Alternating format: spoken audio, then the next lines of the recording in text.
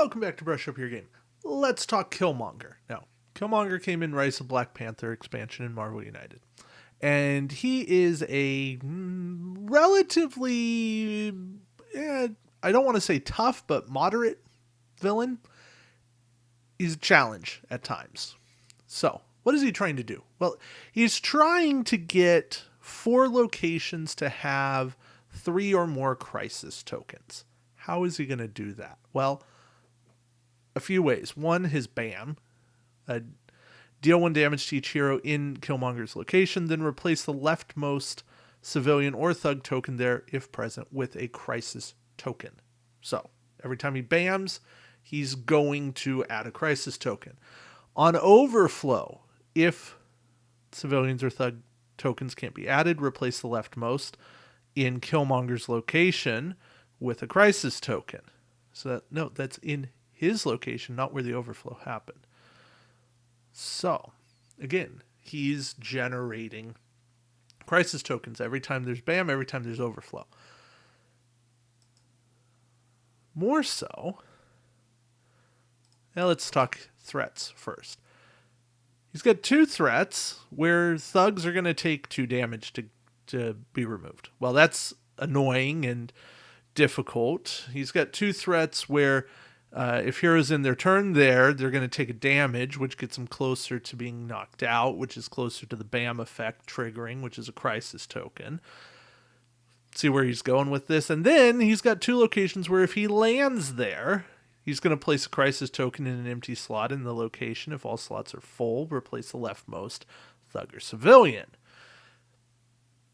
So he's got some ways to make this happen. He's also not moving a lot. He's got these 2 overthrow locations where he's going to move to the closest location with the most civilians and replace them all with crisis tokens. So in addition to needing to spend heroic actions on trying to clear these threats, you have to spend some heroics to rescue civilians, because overthrow is basically a wipe a location, and he's accomplished one of his 4 locations. Now, he also has, here's add 2, 2, and 2, here's add 2, 2, and 2, here's add 2, 2, and 2, civilians, and 2 civilians and a thug, 2 civilians and a thug, 2 civilians and a thug. Oh, and not to mention 1, 1, and 1. He's got a lot of ways of putting civilians out on the board.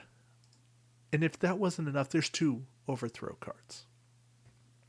So, master plan scouting would be helpful.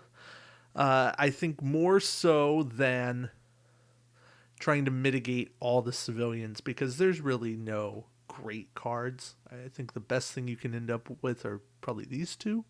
The move 1, move 2, or move 4 with a thug placement. And then you're kind of happy if you get the move 0, move 1, 2, or 3 with only 2 things each being placed.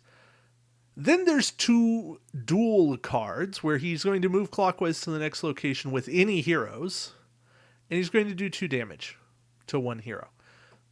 Now, there are some ways to mitigate damage being dealt. There's, of course, like Ant-Man and Wasp's Shrink, where they don't take damage. There's plenty of other heroes that have those immune to damage, or at least mitigate damage. Wolverine's Start Hand would be a great card where he's going to take the damage, of course, but then he's going to draw back up. So that's one way to kind of mitigate that. Mystique's power to prevent overflow in a location would also be helpful here. So what's the plan of attack? I think you got to get rid of weapon smuggling.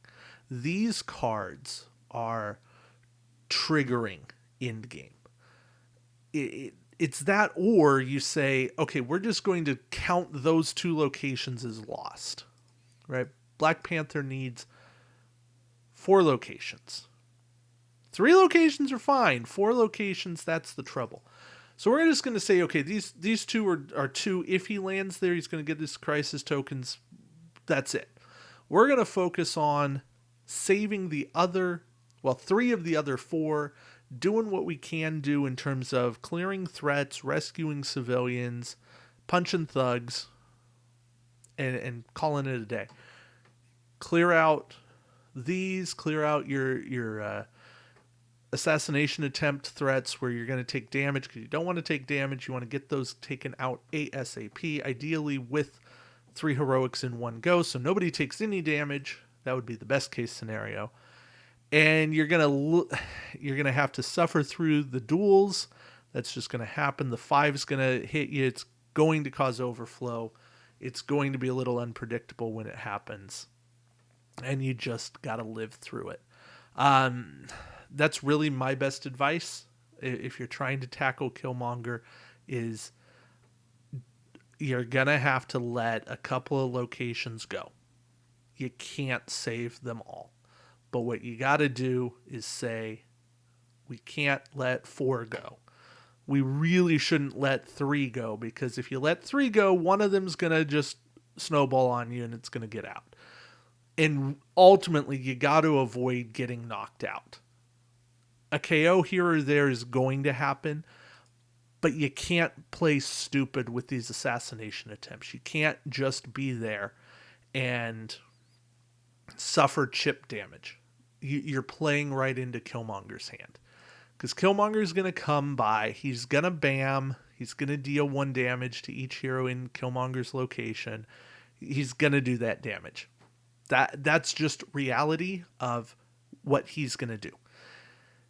He's also got a lot of health, so you got to save your punches. You can't be stupid about trying to punch thugs out on these 2 locations, spending 2 punches to do it. No, spend your heroics, clear the threats out, or ignore the location completely and just let the thugs go. You gotta make choices. That's my recommendation here. I think that's how you gotta play against Killmonger. He can be tricky, but you gotta be smarter than him. All right. Hopefully you find that helpful. Look forward to a game against Killmonger at some point in the future on the channel. And until next time, keep brushing up your game. Take care, everybody.